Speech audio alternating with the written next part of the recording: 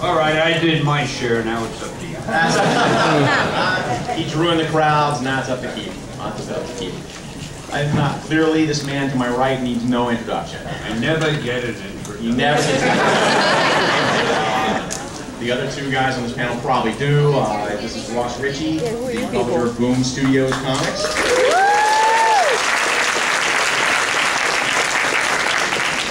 And I am Mark Wade, the CCO of Boom Studios.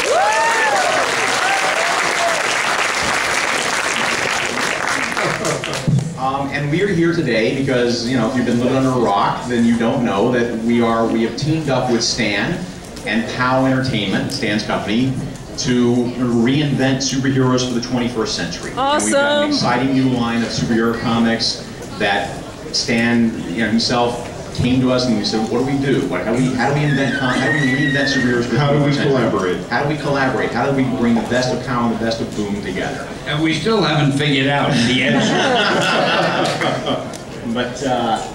And so let's talk a little bit about, we started in March an internet viral campaign that said Stan's Back. That was had a bunch of ads online that if you clicked on them, they took you to stansback.com, and it didn't say POW on it, and it didn't say Boom, and it was just a big tease to get everybody to start talking about our new projects that we were doing, and it was incredibly successful. We got 4 million views on the internet, and people were talking, and everyone was speculating. I heard from a lot of doctors who thought I was having back trouble. Oh my God. You're all weak, ladies and gentlemen. Thank you. Try the deal. This is why they don't let me write funny books. So from there, the idea, we all sat together in rooms. We sat down with Stan. We started throwing ideas back and forth, and I will be perfectly candid with you and with everybody in this room. I was terrified coming into this deal, not having worked with Stan. I was terrified coming into this deal. You had every right to be. Ladies and gentlemen. That this was going to be another one of these cases where some big shot celebrity signs his name to a bunch of comics and he doesn't really have anything to do with them, and it's just and much to my stunned surprise, Stan rolled up his sleeves during one of our early meetings when we were talking ideas back and forth. I was adorable. Yeah. We made there's a 10-year-old in me that is still crying because I got schooled. Because Stan sat down and he's like this 99% of the time, but that 1% he sat down and he wasn't happy with the way that one of the things was going, and he sat down with me and he said, "All right." And man, did I get schooled. And I've been doing this for 25 years, and I learned stuff in the next 30 minutes that I had never learned about storytelling and about how to focus your characters and about what the audience really wants and to think about that stuff. And Stan took me to school, and it was great. Yes, I still cried at the end of it. Notice when he talks like that, I don't interrupt. And so Stan, Stan has been very adamant about.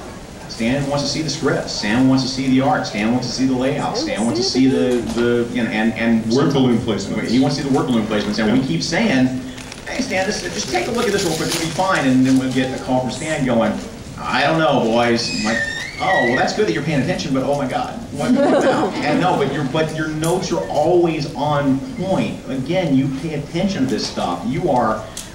I really... Wonderful is a good word. You're great to work with. And when I say work with, I mean, that's what's exciting me personally about the project, and what's exciting to the other creators, the other artists, the other writers on these projects, is that we're working with you. We feel very much, you're very accessible, you're very easy to talk to. You talk a lot, but that's okay. If you can get a word in edgewise, easy to talk to. But you're not shy about dispensing your wisdom, and frankly, that's awesome. It's a pretty amazing thing. So let's start talking about the projects. Ivan, could you hit the next slide? Okay, so let's talk about the first book that's coming out in October. It'll be coming out in a few weeks. We just sent the book to the printer, and it's called Soldier Zero. Soldier Zero. The dramatic import of that name. Soldier Zero. Sends chills up my spine. So we have our good friend Paul Cornell, an incredibly accomplished, super talented writer, right now white hot and entering one of the most exciting parts of his career. Of course, a screenwriter from Doctor Who, so been a big part of the huge success that Doctor Who has recently had, him with many other guys. Well, and then, of course, is writing action comics for DC Comics right now, doing some really exciting work there. He, of course, got to start working comics for, writing comics for Marvel, doing the Captain Britain series, which was had tremendous critical acclaim. And then we have the artist Javier Pina, and Javier, super talented guy, has been drawing Superman most recently, and we drafted him onto the team and has delivered some really eye-popping visuals with this. So, high concept, professor, wheelchair-bound, Afghanistan war veteran, comes back from the war, not entirely sure how he feels about war, clearly not, you know, having been scarred by this experience, bound to a wheelchair, and not exactly, not Ron Kovic, but at the same time not terribly super gung-ho about weaponry at this point. And an alien weapon of war literally falls into his lap, and it is his salvation. It is his way of rising from the wheelchair. It is his way of being, you know, a superhero. But at the same time, it's an alien weapon of war, and he's got to, you know, there's a guy who has pacifist leanings, has to worry about, you know, what does that mean for him as a person, and how does that impact his, you know, his ethics and his morals. And he's basically drafted into an alien war that he didn't want to participate in. Right. And if you think we know the answers to all of this, we don't. But so even we have to follow the story to see what happens. Yeah. We have no idea. Not a little idea. So. They haven't told me yet. Actually, you know, one of the biggest contributions you made to this, that, you know, in the late stages was, remember, he wasn't a war vet at some point. He was, we talked about him being like lifelong spinal bifida patient, and then you came along almost the last second and said, you know, it's better if he's to you felt it was better if he was a war veteran. He was a man of action. Can we talk a little bit about why you thought that was a better idea? Sound better. Yeah, I thought it was smarter. Yeah.